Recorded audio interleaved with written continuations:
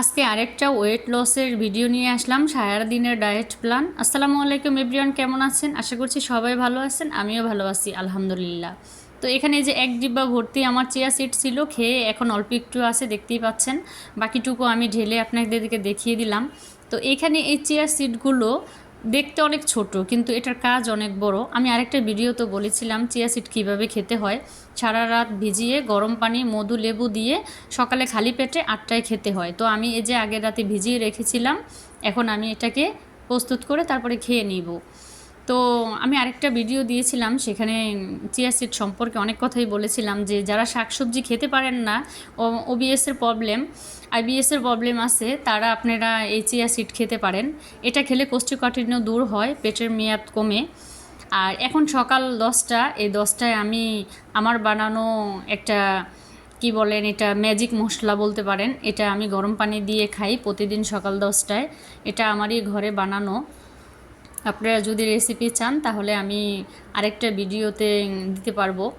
তো আপনারা যদি আমার ভিডিওগুলো দেখেন, লাইক কমেন্ট করেন, শেয়ার করেন, তাহলে আর নতুন আরেকটা ভিডিও দিতে উৎসাহ পাই আমরা।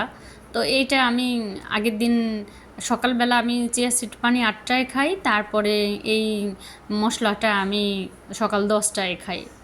তো একটা আপু বলেছিল আপনার ডায়েট প্ল্যানে কার্বোহাইড্রেট নেই। ওই আপুকে আমি বলেছি, আপু আপনি আমার এই ভিডিওটা দেখে নেবেন, কার্বোহাইড্রেট অবশ্যই থাকবে, দুপুরে একবেলা, কেন থাকবে না। প্রথম 2 সপ্তাহ কার্বোহাইড্রেট খাওয়া যায়, তারপরে আর খাওয়া যায় না।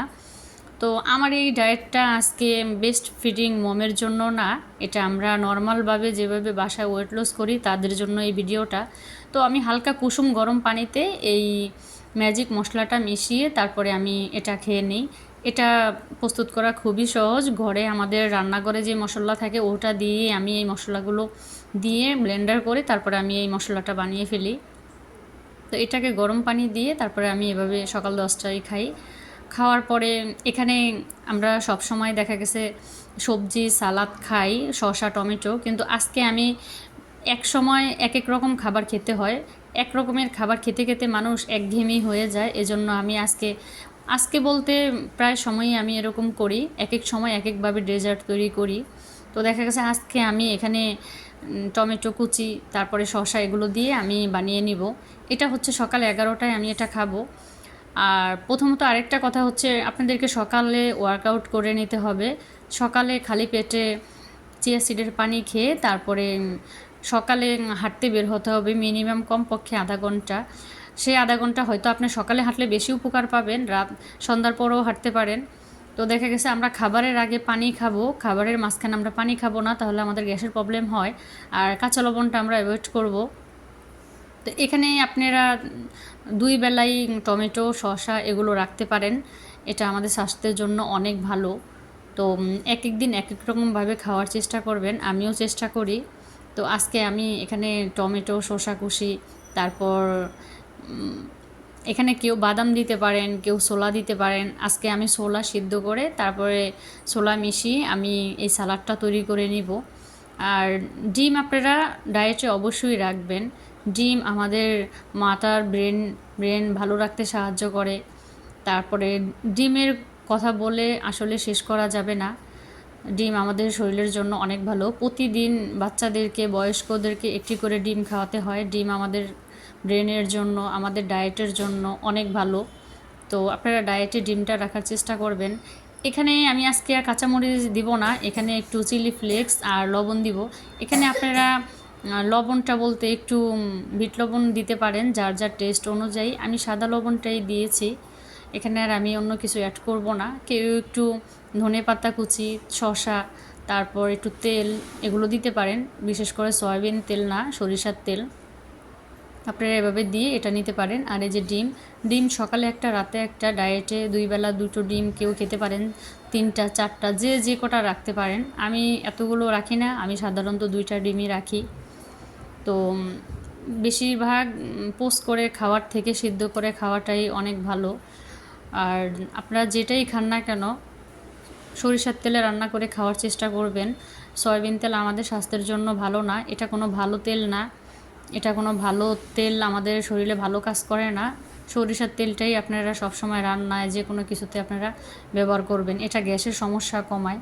আমি এককালীন ডক্টরের কাছে গিয়েছিলাম, তখন ডক্টর আমাকে কিছুই বলে নাই, শুধু ওষুধ দিয়েছিল। তখন আমি ওষুধের উপরেই নির্ভর ছিলাম।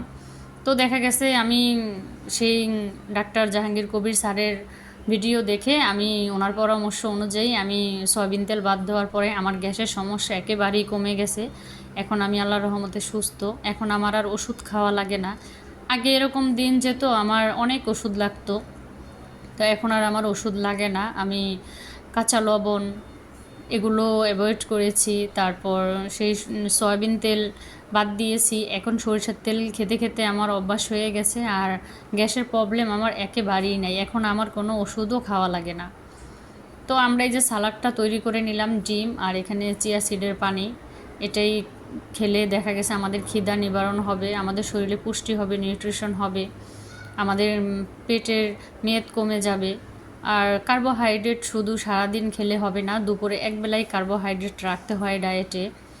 আপনারা খেয়ে খেয়ে ওজন কমাবেন, না খেয়ে কখনোই ওজন কমে না, বরঞ্চ না খেলে আপনার ওয়েট আরও বাড়ে। আপনারা খেয়ে ওজন কমাবেন। এখানে আমি লাঞ্চে দুপুর 1:30 বাজে, এখন আমি আমার প্লেটটা সাজিয়ে নিব। তো আমার এখানে আপনারা 2 সপ্তাহে এতটুক ভাত রাখতে পারেন, 2 সপ্তাহ পরে এখানে অর্ধেক ভাত আরও কমে যাবে। তখন অর্ধেকটা ভাত কমে যাবে। এটা হলো প্রথম পর্যায়ে। যেহেতু একটা আপু বলেছিল যে আপনার ডায়েটের ভিডিও ভালো না, আপনার ডায়েটের ভিডিওতে কার্বোহাইড্রেট নেই। আপু, একটা ভিডিওতে তো সব কিছু দেওয়া যায় না। তো আপনি আমার এই ভিডিওটা কষ্ট করে দেখে নেবেন। এখানে আমি যেভাবে ঘরোয়াভাবে আমার 15 থেকে 16 কেজি ওয়েট লস করেছি, সেটাই আমি আপনাদের সাথে শেয়ার করলাম। আমরা যদি এখানে মাছ, মাংস, শাক, সবজি, সালাদ দিয়ে আমাদের প্লেটটা ভরপুর করে রাখি, তাহলে কার্বোহাইড্রেট কমিয়ে আনি, তাহলে আমাদের ওয়েট লস করতে সাহায্য করবে। আর এক টুকরো লেবুও রাখতে পারেন, আমার কাছে লেবু ছিল না, এজন্য আমি রাখি নাই। তো আপনারা ভাতের পরিমাণটা আমি এখানে যতটুক দেখিয়ে দিলাম তার থেকে অর্ধেকটা করে নেবেন। এটা হলো প্রথম পর্যায়ে। দ্বিতীয় পর্যায়ে হচ্ছে 2 সপ্তাহ পরে যদি কেউ ভাত একেবারেই না ছাড়তে পারেন, আমরা বাঙালি, তাহলে তখন আপনারা অর্ধেকটা ভাত নেবেন। এভাবে যদি 2 টুকরো মাংস, সাথে শাক, সালাদ, আমি শাকের পরিমাণটা আরও বাড়িয়ে নিলাম। এভাবে করে খেলে আপনাদের কার্বোহাইড্রেট খেয়ে পেট ভরা লাগবে না। কার্বোহাইড্রেট আমাদের স্বাস্থ্যের জন্য দরকার আছে, আমাদের মাথার ব্রেনের জন্য, কিন্তু কার্বোহাইড্রেট বেশিও আমাদের ক্ষতি করে। কম পর্যায়ে আমাদেরকে খেতে হবে। তো আমরা এভাবেই খেলে আমাদের ওয়েট লস হবে। আর পাশাপাশি 2 বেলা ওয়ার্কআউট করতে হবে। আর সবাই ভালো থাকবেন, সুস্থ থাকবেন। আসসালামু আলাইকুম।